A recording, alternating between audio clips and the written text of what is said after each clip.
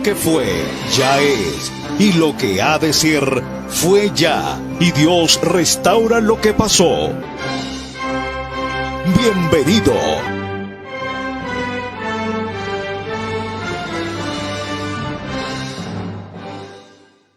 Engrandecido sea Dios en esta ocasión. Alegres juntos a una voz, dad gloria, gloria, gloria al Dios eternal. Durante el día que pasó, la mano del Señor de muchos males nos salvó. Dad gloria, gloria, gloria al Dios eternal. Él hasta aquí nos ayudó y siempre proveerá. Con gratitud, placer y amor, dad gloria, gloria, gloria al Dios eternal. A otras almas salva, oh Dios, despiértalas, Señor. Escucha nuestra petición y salva, salva, salva, salva al pecador.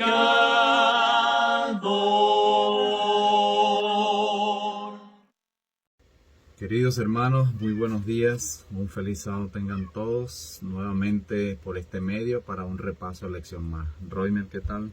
Bien, feliz sábado para los que nos ven, qué bueno poder estar aquí para tener otro nuevo repaso de lección. Sí, gloria a Dios, y es la número 13, repaso de lección número 13. ¿Cómo se titula? Se titula Por sus frutos. Por sus frutos. Bien, y el texto que tenemos allí para iniciarnos, introducirnos en este hermoso tema es Mateo capítulo 7, ¿lo tienes ahí? Sí. Léelo por favor, Mateo capítulo 7 y el verso 16 y 17. Dice, por sus frutos los conoceréis. ¿Acaso se recogen uvas de los espinos o higos de los abrojos? Así todo buen árbol da buenos frutos, pero el árbol malo da frutos malos. Gloria a Dios. Vamos a hacer una oración para iniciar con este repaso de lección, esperando que usted desde donde se encuentre nos pueda acompañar. Los que nos están mirando, tomen su Biblia, acompáñenos y que juntos podamos deleitarnos y crecer espiritualmente para la honra y gloria de Dios. Vamos a orar. Querido y buen Dios, Padre Santo que moras en los cielos, queremos iniciar esta mañana agarrados de tu mano poderosa. Gracias porque nos das la preciosa oportunidad de poder respirar, de poder estar vivo con salud.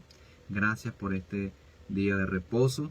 Queremos consagrarnos a ti, pedir perdón por nuestros pecados y faltas. Dirige este estudio, querido Dios, al abrir tu palabra. Queremos hacerlo con sinceridad, pero sobre todo dirigidos por ti. Amén. Gracias porque nos escuchas. En el nombre de Jesús. Amén. Amén. Bien, queridos hermanos, entonces, por sus frutos los conoceréis. ¿Acaso se pueden recoger uvas de los espinos o higos de los abrojos? Así, todo buen árbol da buenos frutos, pero el árbol malo da frutos malos. Así que esta es digamos que la técnica para discernir, para distinguir cuando alguien está hablando en el nombre de Dios o cuando está hablando en el nombre del maligno. Por sus frutos. ¿Qué puedes comentar, Ronald, Sí. de esta introducción? Pues lo que podemos ir diciendo aquí, que en estos días finales nosotros debemos estudiar lo que es el libro Apocalipsis y estar en armonía con lo que enseña, ¿no? Porque aquí podemos encontrar parte de las cosas o de los planes malignos que el enemigo va a tener contra el pueblo de Dios. Recordando que el enemigo viene a nosotros con gran ira porque sabe que tiene poco tiempo. Entonces debemos nosotros cimentarnos más en lo que es el libro del Apocalipsis, en todas las profecías que anuncian acerca de la bestia, acerca de todo de todas las cosas que el enemigo va a realizar. De los eventos finales, sobre todo el capítulo 13 de Apocalipsis, que nos viene hablando de las dos bestias que se van a unir para juntos doblegar al mundo en la adoración hacia el enemigo. Así es, entonces debemos conocer qué esfuerzos deben hacerse, de tal manera que en este tiempo peligroso no seamos sorprendidos por las estratagemas del enemigo. Sabemos que el último gran conflicto será el esfuerzo más decidido de Satanás para cumplir sus propósitos. Vendrá no solamente como león rugiente, sino como seductor, revistiendo el pecado con hermosas vestimentas de luz, a fin de poder capturar en su trampa a los seres humanos. El Señor quiere que comprendamos que es de la mayor importancia en estos días que mantengamos la mayor importancia en estos días de nosotros enterarnos o saber cuál es la plataforma de la verdad eterna. Entonces nosotros debemos saber cuál es la verdad eterna, porque en estos días hay mucha confusión y el enemigo quiere desviar nuestra mente con estratagemas seductores. Sí, es que el enemigo ataca de esa manera. Fíjate lo que dice aquí en esta última parte. Y quiero leerlo porque muchos hermanos de la iglesia adventista corporativa, lo digo de esta manera, ellos dicen: nosotros somos la iglesia militante y somos la iglesia triunfante.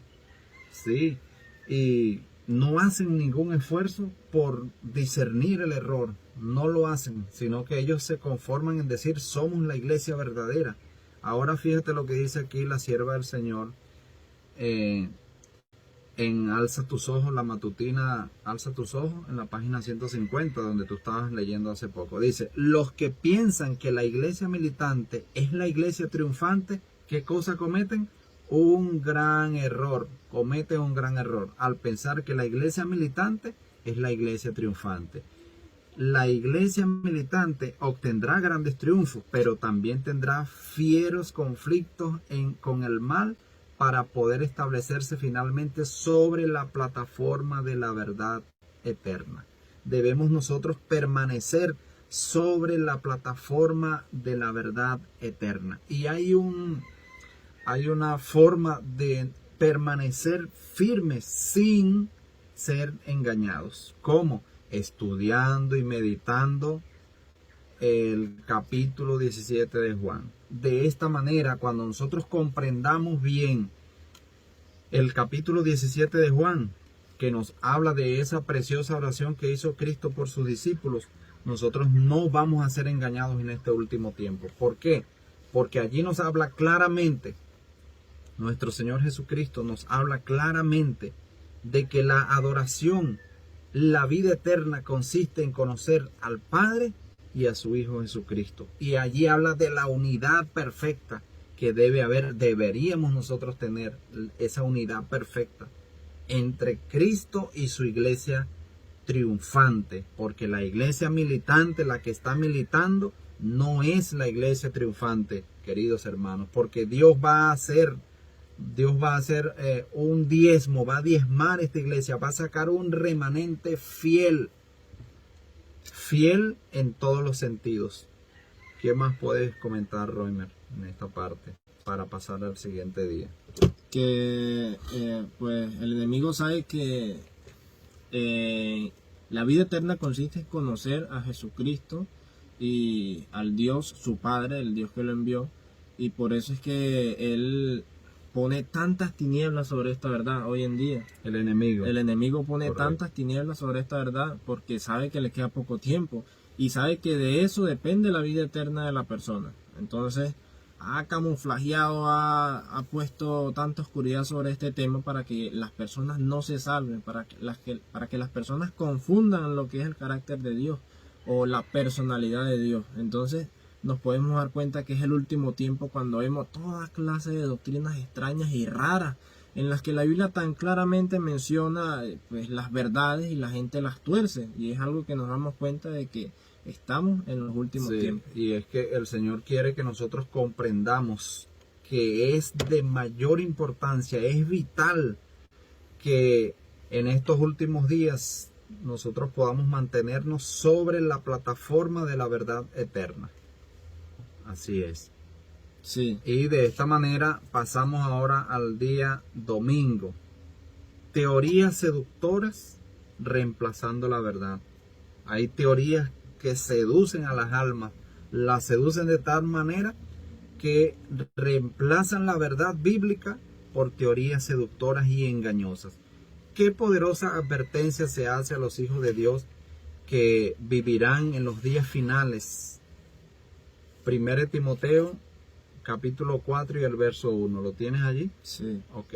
Vamos a leer entonces, dice: pero el Espíritu dice claramente que en los postreros tiempos algunos apostatarán de la fe, escuchando a espíritus engañadores y a doctrinas de demonios. Tremendo, ¿no? Tremendo cómo los demonios van a torcer lo que es la Escritura y van así a inspirar a personas a que crean en esto, a doctrinas engañadoras. De esta manera el diablo va a conseguir así la mayor parte de sus súbditos. Entonces Hebreos 10, 26 y 27 también nos habla acerca de sí, esta acá lo advertencia. tengo. Quiero leerlo, por favor, acá. Yo lo tengo acá. Dice Hebreos 10, 26, dice: porque si pecáramos voluntariamente, después de haber recibido el conocimiento de la verdad, ya no queda más sacrificio por los pecados, sino una horrenda expectación de juicio y de hervor de fuego que ha de devorar a los adversarios. Entonces, queremos comentar algo más referente a esto. ¿Qué significa que si pecáramos voluntariamente? Bueno, dice acá, tengo una parte que quiero compartirla. Dice: la flexión del verbo griego que se usa indica continuar pecando voluntariamente. Si continuamos pecando deliberadamente, como es evidente en el contexto de Hebreos capítulo 10, no se está haciendo referencia a hechos pecaminosos aislados, cometidos con pleno conocimiento de su detestable carácter, sino a la actitud mental. Se está refiriendo a la actitud mental que prevalece cuando una persona deliberadamente renuncia a Cristo, rechaza la salvación y desprecia el don dado a los hombres, el Espíritu Santo. Este es un pecado deliberado, persistente y desafiante. Es una reversión voluntaria de la decisión anterior de aceptar la salvación en Cristo y de entregarle el corazón y la vida. Una apostasía premeditada que conduce al pecado imperdonable. El pecado contra el llamado de Cristo a la puerta del corazón. Es el pecado que no tiene perdón. Cuando usted deliberadamente, cuando la persona deliberadamente, de una manera mental, preparado para eso, renuncia a Cristo como Salvador y ya no oye más esa voz preciosa que está a la puerta del corazón, llamando al pecador al arrepentimiento. Ya no la oye más, ya no tiene más deseo de estudiar, de escudriñar la palabra de Dios, ya le parece aburrido. Así que ojo con esto, hermanos. Cuando usted no sienta, deseos de indagar, de profundizar, de buscar, de estudiar, meditar, ni tan siquiera de orar, preocúpese, es de preocuparse. Quiera Dios que no sea el caso de ninguno de nuestros hermanos, ni de ninguno de nuestros familiares, ni de ninguno de nosotros. Que siempre estemos atentos y prestos a escuchar esa voz que está tocando la puerta del corazón, y que sobre todas las cosas nosotros podamos abrir la puerta y decir: Cristo, ven, ven Señor Jesús, tómame como enteramente tuyo y úsame para tu ministerio, para tu gracia y tu amor. Úsame en este último tiempo como un instrumento de bien, de justicia, y no como un instrumento del maligno, que no seamos instrumento del mal. ¿Qué puedes decir? Así es, y cuando estas cosas pasan, la persona queda totalmente abierta para empezar a crear doctrinas falsas o para empezar a promover doctrinas que no enseña la Biblia. Y aquí hay una parte en la que la hermana Elena de White habla acerca de eso. En una escena que pasó ante mí y Leo, vi cierta obra hecha por los médicos misioneros. Nuestros hermanos dirigentes la contemplaban, observando lo que hacían, pero no parecían comprenderla. El fundamento de nuestra fe, que fue establecido con tanta oración, con tan fervoroso escudriñamiento de las Escrituras, estaba siendo demolido columna tras columna. Nuestra fe iba a quedar sin fundamento sobre el cual apoyarse. Se eliminó el santuario, se eliminó la expiación. ¿Les sorprende que les tenga que decir algo cuando veo las columnas de nuestra fe ser removidas? Se enseñan teorías seductoras de tal forma que no las reconoceremos a menos que tengamos un claro discernimiento espiritual. Entonces fíjate como la hermana Elena White habla acerca de las personas que rechazan la voz del Espíritu Santo y empiezan a promover doctrinas seductoras que no están conforme a lo que la palabra dice. Y esto es tremendo, tremendo, porque esto es lo que está ocurriendo en la iglesia militante, en la iglesia adventista del séptimo día organizada. Eso es lo que está ocurriendo. Por eso nosotros vemos tanta apostasía en la iglesia. Por eso vemos tanto show, entretenimiento, obras de teatro, bailes, brincos y una cantidad de show que hacen porque han removido el fundamento de nuestra fe. Ya no se predica del santuario, ya no se enseña, ya no se habla de esto. En los días de sábado están celebrando o el día del pastor, el día del anciano, el día del aventurero, etcétera, etcétera. Una cantidad de apostasía que ya entró lastimosamente. Es porque han derribado las columnas donde debe apoyarse nuestra fe. Qué terrible. Así es, claro que sí. Pues yo pienso, particularmente yo, no sé si estaré errado, pero yo pienso que si los hermanos quieren hacer cosas como por ejemplo saltar, brincar, hacer recreaciones y todo aquello, pues que se vayan a un parque o que se vayan a un sitio abierto. Si ellos quieren hacer eso, quieren quemar energía, quieren hacer lo que quieran hacer, pero entonces quieren hacerlo en donde adoran a Dios, en donde llaman la presencia de Dios, en donde incluso invitan a personas que no saben nada o que no son parte de la iglesia adventista, y lo que le demuestran allí es que ellos tienen un show que agrada a los sentidos de la carne, ¿no? Y esto es lo que está mal, porque Dios es un Dios celoso, un Dios que merece respeto, y que nosotros seamos personas solemnes al momento de alabarlo. Claro, ¿sí? Porque así como la Biblia dice que Dios es amor, pero también dice que es fuego consumidor y que de ninguna manera tendrá por inocente al culpable. Y otra cosa tan terrible es que aunque se vayan a un parque, aunque se vayan a un lugar donde pues no sea el templo, lo terrible es que estas personas, los hermanos, la iglesia en general, se han acostumbrado a grabar su pecado y a publicarlo.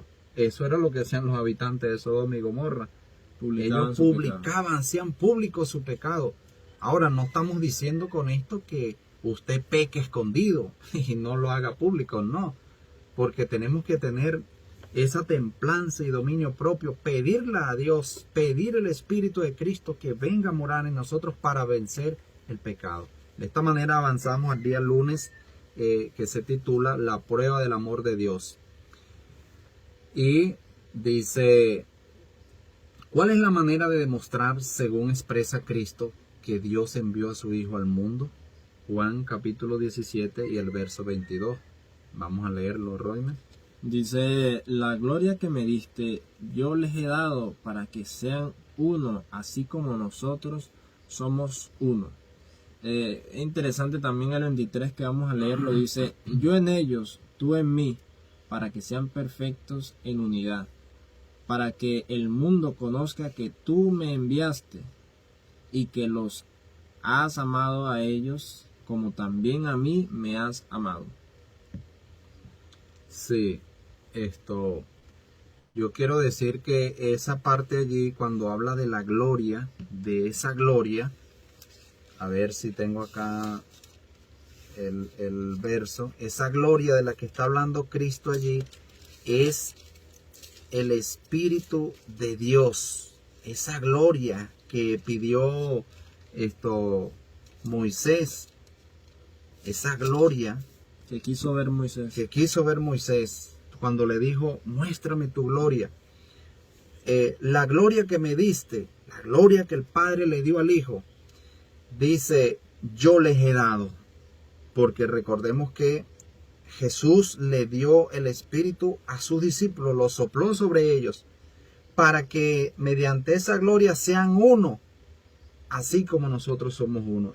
Recordando que Cristo está orando, mediante esa gloria el Padre y el Hijo son uno. Yo en ellos, ahora explica lo que tú lo acabaste de leer y yo quiero recargarlo una vez más porque me parece tan interesante y tan importante que nosotros podamos entender de qué gloria está hablando Cristo. Yo en ellos y tú en mí, para que sean perfectos en unidad, para que el mundo conozca que tú me enviaste y que los has amado a ellos como también a mí me has amado. Para que a través de esa gloria del Espíritu Santo nosotros podamos tener amor los unos con los otros. Podamos nosotros ser receptores de ese precioso mensaje, de esa palabra inspirada de Cristo y podamos darla a nuestros hermanos, a los más necesitados y a todos las personas que estén necesitadas de Cristo. ¿Qué más podemos comentar de este día, Roimer? Bueno, aquí hay algo bastante interesante e importante, ¿no? Dice, Cristo es uno con el Padre, así como nos lo viene diciendo aquí, ¿no? Pero Dios y Cristo son dos personas distintas, muy distintas. Completamente Y distintas. para entender eso, pues que no seamos nosotros, sino que sea la Biblia lo que lo responda, lo que lo afirme. En Juan 17:1 dice, estas cosas habló Jesús, y levantando los ojos al cielo dijo, Padre, la hora ha llegado, glorifica a tu Hijo, para que también tu Hijo te glorifique a ti. Entonces, ¿cómo podemos a veces entender, o quizá pues algunas personas entender que son la misma persona y uno va a glorificar al otro? Es totalmente inconsistente. Y es fuera de la razón, o sea, es algo que no es razonable por ninguna parte, en ninguna manera. Sí, entonces sigue diciendo, como les has dado potestad sobre toda carne, para que dé vida eterna a todos los que le diste. Y esta es la vida eterna, que te conozcan a ti, el único Dios verdadero, y a Jesucristo a quien has enviado. Entonces aquí claramente vemos que Jesucristo es el enviado de Dios, ¿no? Y en el versículo 5 dice, ahora pues Padre, glorifícame tú al lado tuyo, con aquella gloria que tuve contigo antes que el mundo fuese. Esto es algo contundente, algo que no deja lugar a dudas. Nosotros entendemos claramente que Jesucristo estaba al lado de Dios, de su Padre, ¿sí? Con esa gloria que le dio antes que el mundo fuese. Eso es demasiado hermoso, algo que nos dice, nos habla mucho acerca de la personalidad de Jesucristo y la personalidad de Dios su Padre. Entonces, lean la oración de Cristo registrada en el capítulo 17. Esta que estoy leyendo, debemos leerla toda completa, de Juan. Y encontrarán este punto claramente expresado.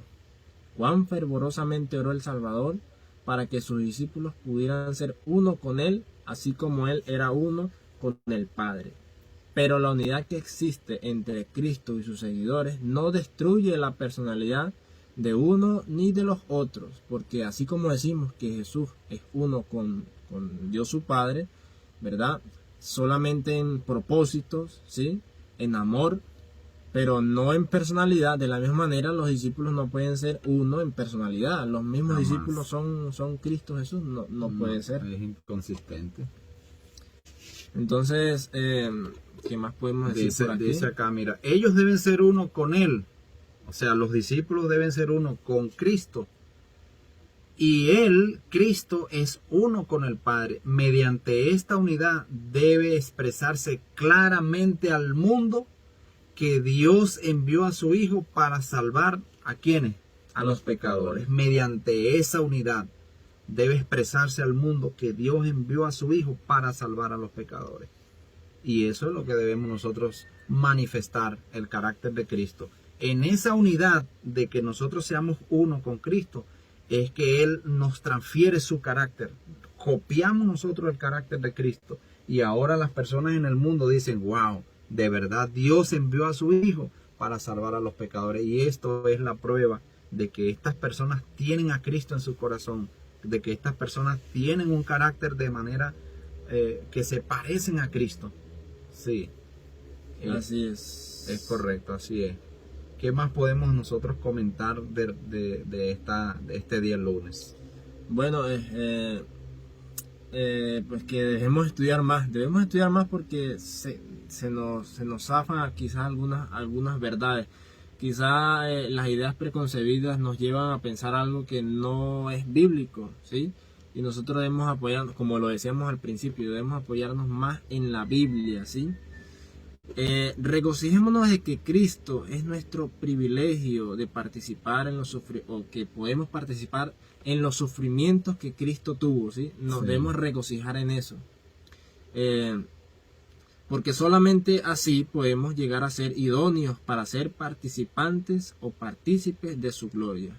Vivamos vidas tales que puedan conducir a los pecadores al Salvador. Cristo llevó consigo su humanidad a las cortes celestiales y toda la humanidad tiene derecho a tenerlo como su representante. Y decimos amén por eso. Amén, gloria a Dios. Bueno, de esta manera pasamos ahora al día martes. El día martes, por sus frutos los conoceréis. Y tenemos acá la misma lectura de cuando iniciamos. Mateo capítulo 7, búscala, Roymer, por favor, el verso 16 y 17.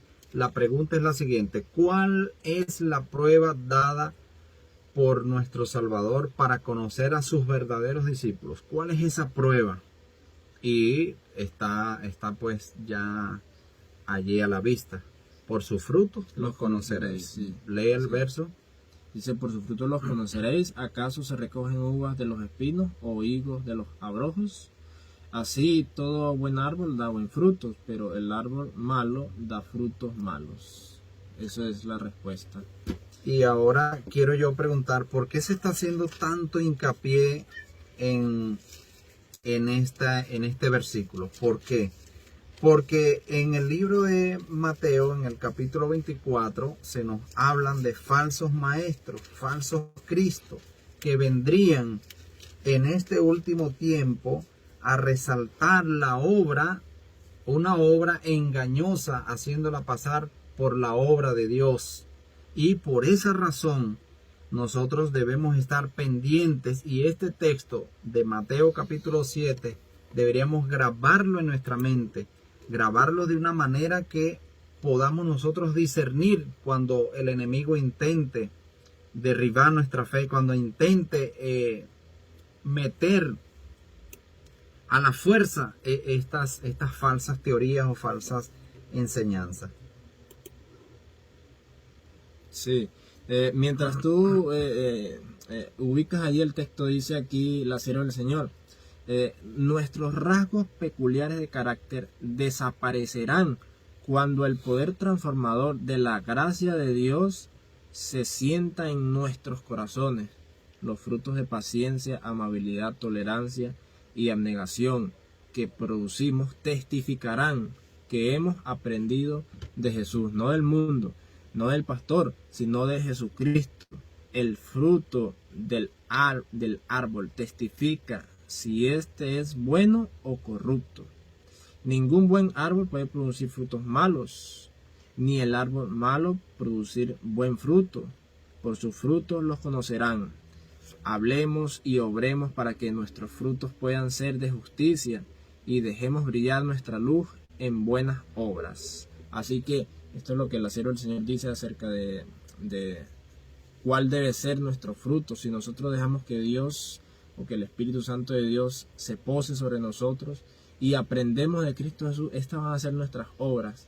no, pues, viene a mi mente un texto bíblico que dice de que una fuente de agua no puede producir agua ni dulce ni amarga al mismo tiempo, solamente produce un solo tipo de agua, ¿no? Dulce o amarga. De la misma manera, pues el árbol de manzana no puede dar naranja. Entonces, esto es lo que debemos tener en mente, ¿sí?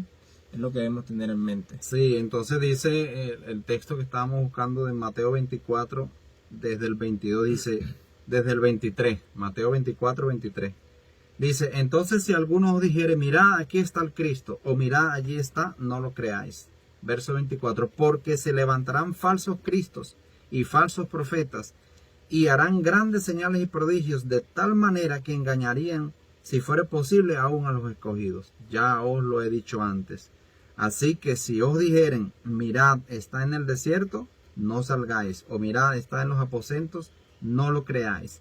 Y es interesante tener presente Mateo 7:16, donde dice, por sus frutos lo conoceréis.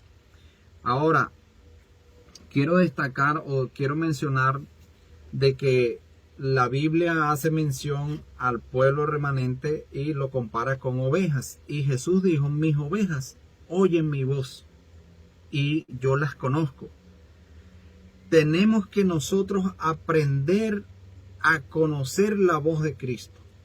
Cuando es Cristo quien nos está hablando. ¿Y cómo nosotros aprendemos esto? A través de las Escrituras, estudiando la palabra de Dios, orando, buscando la presencia del Señor. De esa manera nosotros vamos a aprender a oír la voz de Jesús, nuestro gran pastor. Y no es una voz audible, al menos pues no es una voz que se oye audiblemente, sino que nosotros podamos discernir con la palabra de Dios, de acuerdo a una armonía con toda la Biblia, podamos nosotros saber que estamos en la plataforma de la verdad y que no vamos a ser engañados. Así es, porque es que tenemos que tener en mente, o tenemos que tener claro de que pues hoy en día no pasa como anteriormente. Anteriormente pues el apóstol Pablo fue digamos que fue Jesucristo lo confrontó directamente y él escuchó una voz que le dijo, ¿qué pasa, Pablo? Acomódate, le dijo así. Y hoy en día no pasa así, hoy en día es diferente. Hoy en día nosotros debemos por fe aceptar lo que la Biblia dice, porque ya gracias a Dios Él nos ha mostrado, nos ha revelado su palabra completa y podemos entenderla. Y solamente con orar y pedirle a Dios que nos hable, que nos muestre su verdad, pues, y vamos a la Biblia, Él nos muestra su verdad. Y nos guía paso a paso. Bien, Sí. queridos hermanos, pasamos al día miércoles, ¿cierto, Ron? Sí, al Pasamos día al miércoles. Cristo intercede por Con nosotros. nosotros, gloria a Dios. Vamos a buscar en Hebreos capítulo 8 y versos 1 y 2. Por favor, búscalo allí, Roemer, y leemos la pregunta. Dice, ¿en cuál lugar se sentó Cristo para interceder por los santos? ¿En cuál lugar? Hebreos 8, versos 1 y 2. Sí, dice aquí, ahora bien, el punto principal de lo que venimos diciendo es que tenemos tal sumo sacerdote, el cual se sentó a la diestra del trono de la majestad en los cielos, ministro del santuario y de aquel verdadero tabernáculo que levantó el Señor y no el hombre. Entonces allí vemos que se sentó a la diestra de la majestad en los cielos, ahí lo vemos. Incluso aquí habla un poco acerca de lo que es la belleza, ¿no? de Cristo Jesús. Dice, el ojo natural no puede nunca contemplar la gracia y la belleza de Cristo. La iluminación interior, obra del Espíritu Santo, que revela al alma su real impotencia y la impotencia que tenemos todos nosotros. Es que es tan importante que la persona o que el hombre común, cuando vaya a una iglesia o cuando vaya a un local, a una parte donde estén hablando de Cristo Jesús, él sienta su condición de impotencia, él sienta su pecaminosidad, él se dé cuenta de que necesita a Cristo Jesús, ¿sí? Porque hoy en día las iglesias a las que vamos son iglesias amigables con el mundo, iglesias que las personas del mundo se sienten a gusto allí. Es porque las iglesias no están predicando que necesitamos a Jesucristo en nuestras vidas. que nos transforme, sino más bien están predicando un evangelio de prosperidad, un evangelio en el que nos sintamos bien porque Cristo Jesús hizo todo por nosotros y no hay que hacer nada. Simplemente decir, Dios te bendiga, Cristo Jesús es mi Salvador y ya, no pasa más. ¿Sí? Es algo totalmente absurdo porque la Biblia, el evangelio, todo es una guerra contra el hombre natural. Los deseos de nosotros, los deseos carnales de nosotros. ¿Sí? Entonces por eso cada vez que nosotros vayamos a la iglesia o una persona del mundo, ¿sí?, que no es cristiana, que no se ha bautizado, debe sentir su impotencia, su condición desesperada, desprovista de la misericordia y el perdón del que cargó con el pecado, de la total suficiencia de Cristo. Es lo único que puede capacitar al hombre para discernir la infinita misericordia, el inconmensurable amor. Bien, Cristo es el único ser sin pecado que soportó por nosotros el sufrimiento, la vergonzosa humillación y el rechazo. Sufrió por nuestros pecados a tal punto, a tal manera que cuando pendía de la cruz expresó sus labios, expresaron: Padre, ¿por qué me has abandonado? Sintió esa terrible condenación, esa terrible separación que produce el pecado de nuestro Dios. Por eso la Biblia dice en el libro de Isaías que vuestros pecados han hecho ocultar el rostro de Dios de nosotros. El pecado es lo que es el cáncer que está carcomiendo al ser humano, y necesitamos urgentemente que Cristo viva en nosotros. De esa manera podemos nosotros vencer el pecado, vencer teniendo a Cristo viviendo en nuestras vidas. Pasamos al siguiente día. Sí, pasamos al siguiente día. Día jueves, Dios en la naturaleza, parte 1. A pesar de que Dios es visto como un misterio, ¿se ha dado a conocer Dios de alguna manera? ¿Se ha dado a conocer, Reina, Dios de alguna manera? Vamos a verlo en Juan capítulo 14, versos 8 y 9. Y yo voy a buscar Romanos 1:20. Sí. Bueno, entonces leemos Juan 14, 8 y 9. Y dice: Felipe le dijo: Señor, muéstranos al Padre, y nos basta. Jesús le dijo: ¿tanto tiempo hace que estoy con ustedes y no me has conocido, Felipe? El que me ha visto a mí ha visto al Padre. ¿Cómo pues dices tú, muéstranos al Padre? Entonces, ¿de qué manera Dios se ha dado a conocer? Por medio de Jesucristo se ha dado a conocer. Incluso si nosotros buscamos o si nosotros leemos unas palabras que Jesús dice, en las que Jesús dice: les he dado a conocer tu nombre, ¿no? Dice Jesucristo. Eso está, me parece que en la oración de Jesucristo. Sí, correcto. Ahí. Juan 17, 26. Yo quiero compararlos aquí rápidamente. Vamos a Juan 17, 20 dice 26. 17, 26. Y les he dado a conocer tu nombre, y lo daré a conocer aún, para que el amor con que me has amado esté en ellos y yo en ellos. Así que aquí claramente entendemos que Jesucristo vino a conocer, o vino a dar a conocer el nombre de Dios, o el carácter de Dios, porque el nombre lo que define es el carácter, ¿cierto?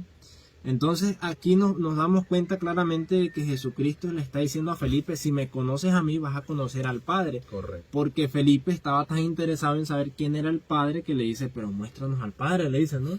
¿Por qué será que Felipe le dice esto? Porque Jesús estaba a cada momento hablando de su Padre, ¿o no? Correcto. A cada momento. Siempre decía: mis palabras no son mías, es del Padre. Sí. Y yo vine a cumplir la voluntad de ¿quién? Del Padre.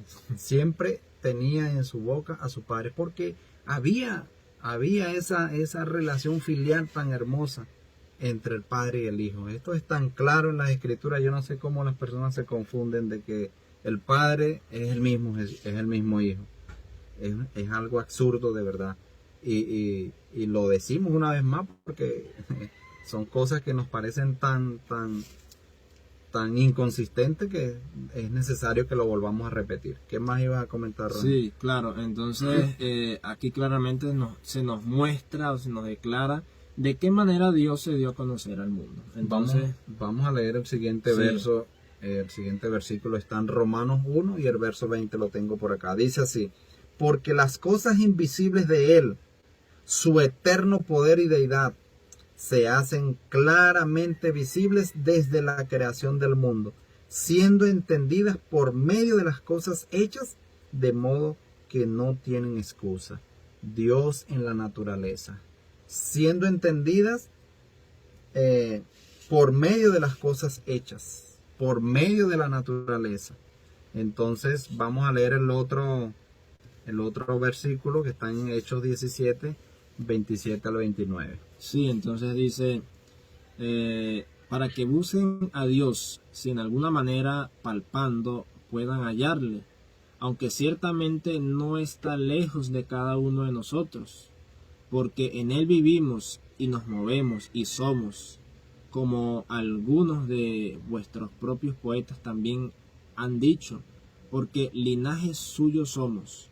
Siendo pues linaje de Dios, no debemos pensar que la divinidad sea semejante a oro o plata o piedra, escultura de arte y de imaginación de hombre. Entonces lo que entendemos aquí es que somos hechos a imagen y semejanza de Dios. Es lo que entendemos, ¿no? Y de esa manera Dios se revela a nosotros. ¿O qué puedes decir tú? No hay ninguna razón por la cual se deba exaltar o confiar en las opiniones de eruditos, de personas doctores en teología, etcétera, etcétera, de grandes hombres. Los que están en relación con el Dios infinito son los únicos que usan apropiadamente su conocimiento o el talento que les ha sido confiado por el omnisciente creador. En verdad, ningún hombre puede destacarse en conocimiento e influencia a menos que esté conectado con el Dios de sabiduría y poder. La evidencia real de un Dios viviente no está meramente en las teorías humanas, está en la convicción que Dios pone en nuestros corazones, iluminada y explicada por sus palabras. Es el poder viviente en sus obras creadas y percibidas por el ojo santificado. La preciosa fe inspirada por Dios da fortaleza y nobleza de carácter. Por eso, cuando Cristo inicia su ministerio terrenal, muchas personas que estaban dentro del templo como dirigentes, como principales, es más, eran parte del Sanedrín. Ellos sabían que Cristo tenía algo diferente. Ellos lo sabían. ¿Por qué lo sabían? Por sus palabras tan sencillas, pero tan profundas, por sus obras. Por eso uno de los principales, cuando tuvo el encuentro con Jesús de manera oculta, ¿sí sabe de quién se trata? Sí. De Nicodemo. Por eso Nicodemo dijo: Maestro, sabemos, en plural, porque ya ellos lo habían conversado en privado, sabemos que tú vienes de Dios, porque ninguno puede hacer esas obras, ninguno puede hablar palabras si Dios no está en él. De esa misma manera, si nosotros hemos pasado tiempo con Cristo, si nosotros hemos estudiado y meditado y hacemos esto de un hábito, las personas sabrán que Cristo vive en nuestros corazones. Así es, y allí mismo, pues, cuando él le hace esta declaración, sabemos que ha venido de Dios, pues él se dio cuenta que verdaderamente él venía de Dios, porque le dijo lo que necesitaba Nicodemo. Él vio su corazón y sabía lo que necesitaba y le dijo: no puedes obtener vida eterna si no naces de nuevo, le dijo directamente. Y esto es algo contundente, ¿cierto? Entonces, vamos a ir ya al día viernes y ya con esto vamos finalizando. Correcto. Dios en la naturaleza, parte 2. Sí, entonces yo voy a buscar aquí tenemos 2 textos bíblicos.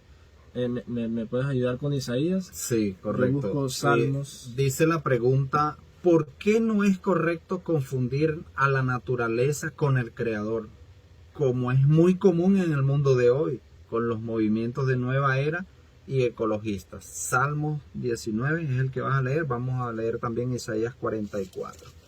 Sí, entonces, Salmo 19 dice, 19:1, ¿no? Los cielos cuentan la gloria de al Dios. 6.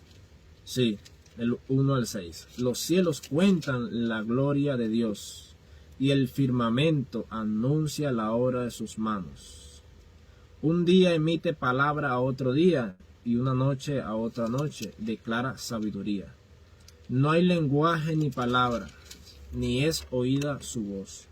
Por toda la tierra salió su voz, y hasta el extremo del mundo sus palabras. En ellos puso tabernáculo para el sol, y éste, como esposo que sale de su tálamo, se alegra cual gigante para recorrer el camino. De un extremo de los cielos es su salida, y su curso hasta el término de ellos, y nada hay que se esconda de su calor. Está hablando del sol, ¿no? Sí. Y también está hablando acerca de la creación de Dios. Correcto.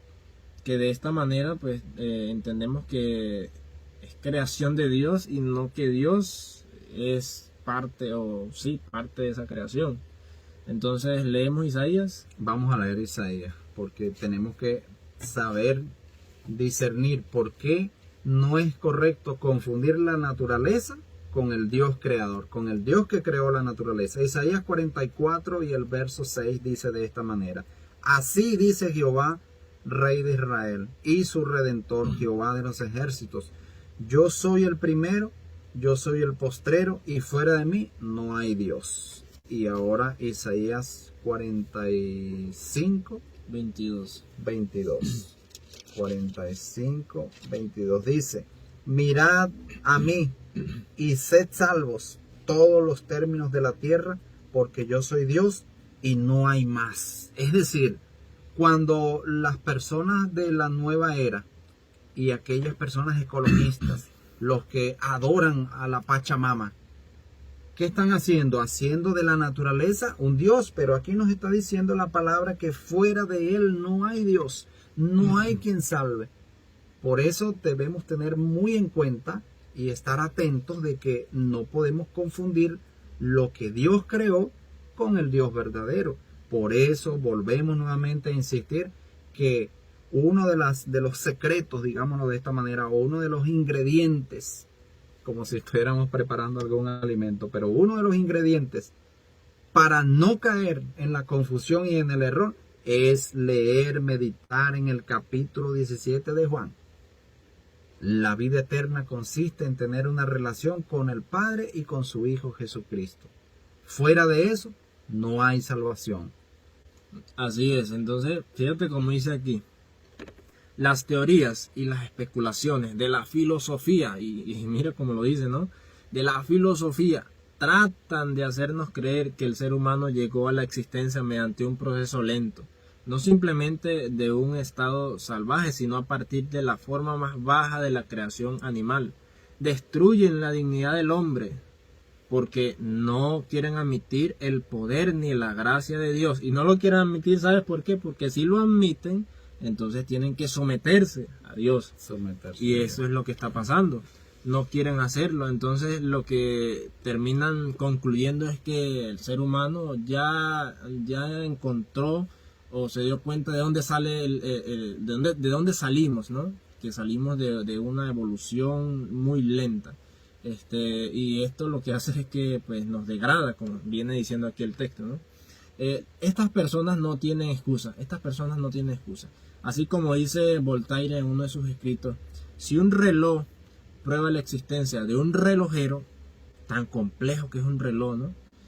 ¿Por qué el mundo no va a probar la existencia de un ser superior que lo creó, o de Dios? ¿Sí?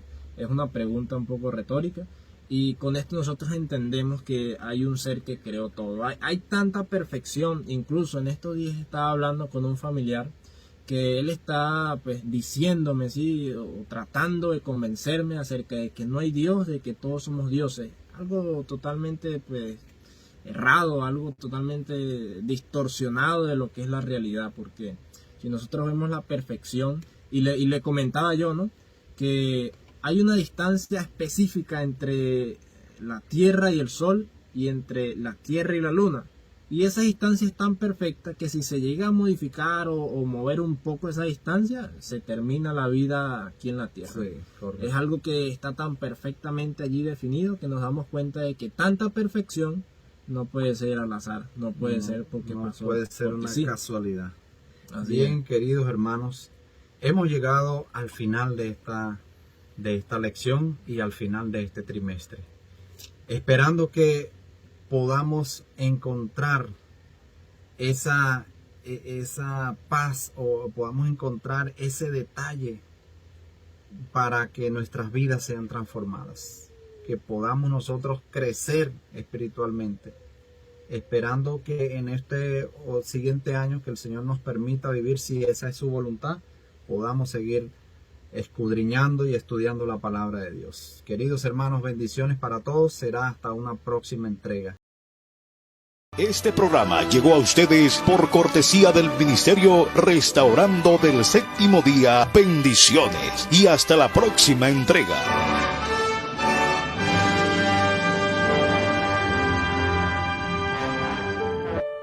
Pregón Radio.